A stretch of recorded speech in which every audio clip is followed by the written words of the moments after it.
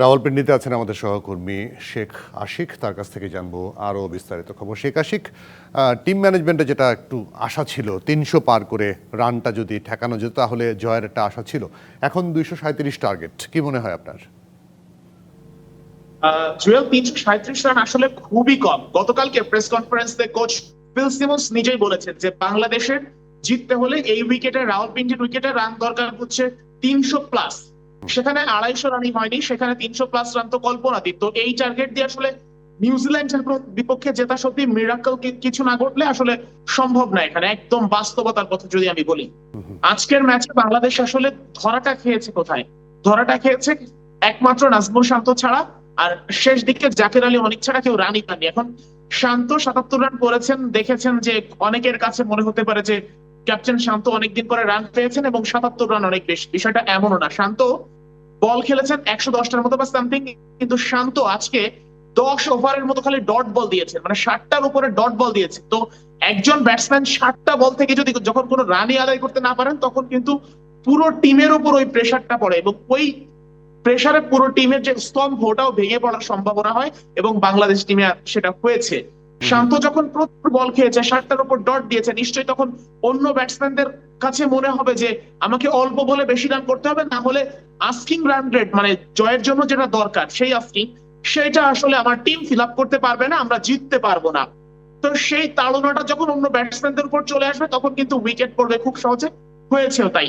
মাহমুদুল্লাহ রিয়াদের কাছে কিন্তু সবসময় ভক্তরা প্রত্যাশা করবেন যে রিয়াদ ভালো একটা স্কোর এনে দেবে দলকে এবং সেই স্কোরের বদৌলতে বাংলাদেশ জিতবে, কিন্তু রিয়াদের স্কোর আসেনি। মুশফিকুর রহিম বেশ অনেক দিন ধরে রান পাচ্ছেন না।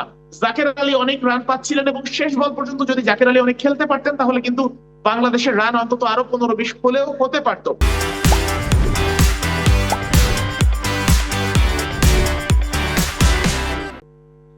কিন্তু অনেক অনেক কিছুটা ভুলের কারণে টম ল্যাথামের মাধ্যমে রান আউটের শিকার হলেন। এরপর রিশাদ হোসেন মোটামুটি ভালো খেলছিলেন লাস্টের দিকে, আমরা জানি যে রিশাদ মোটামুটি মারতে পারে টেল এনে। তো রিশাদের কাছ থেকে যা এসেছে খারাপ না।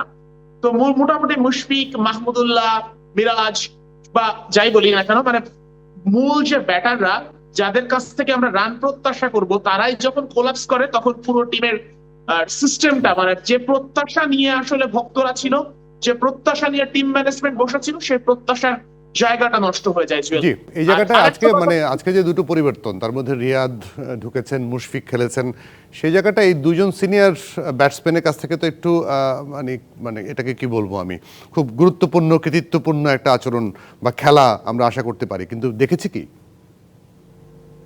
জুয়েল, অবশ্যই সিনিয়রদের কাজ হচ্ছে দায়িত্ব কাঁধে নেওয়া, এবং সিনিয়র অনেকটা হচ্ছে তারা টিমে গার্ডিয়ানের মতো। তো সেই যারা গার্ডিয়ান, তারা হচ্ছে জুনিয়রদেরকে আগলে রাখবে, জুনিয়রদের উপর প্রেসার কম যাতে যায় সেই চেষ্টাটা করবে।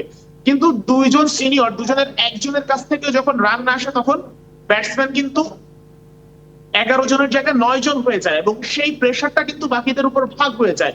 তো এই যখন অবস্থা হয়, সিনিয়ররা যখন একেবারে কন্ট্রিবিউট করতে পারেন না, তখন ওই চাপটা অনেক বেশি হয়ে যায় এবং সিনিয়ররা যখন কন্ট্রিবিউট না করেন, তখন কিন্তু জুনিয়রদের মধ্যেও একটা যে দায়িত্ববোধ জন্ম নেওয়ার কথা, সেই দায়িত্ববোধের জায়গা থেকেও জুনিয়ররা সরে যায় জুয়েল। যে কারণে বাংলাদেশের আসলে একজন সিনিয়র যখন মাহমুদুল্লাহ, মুশফিক যদি ডাবল ফিগার রান করতেন বা ২৫, ৩০, ৪০ রান করে করতেন, সেটাও কিন্তু প্রায় ৭০-৮০ রান হয়ে যেত, দলের রান আরো এক্সট্রা হতো। সেই জায়গাটা কিন্তু হয়নি, এখানে কিন্তু বাংলাদেশ পিছিয়ে গেছে। অনেক ধন্যবাদ শেখ আশিক, আমাদেরকে সময় দেওয়ার জন্য। অনেক কৃতজ্ঞতা।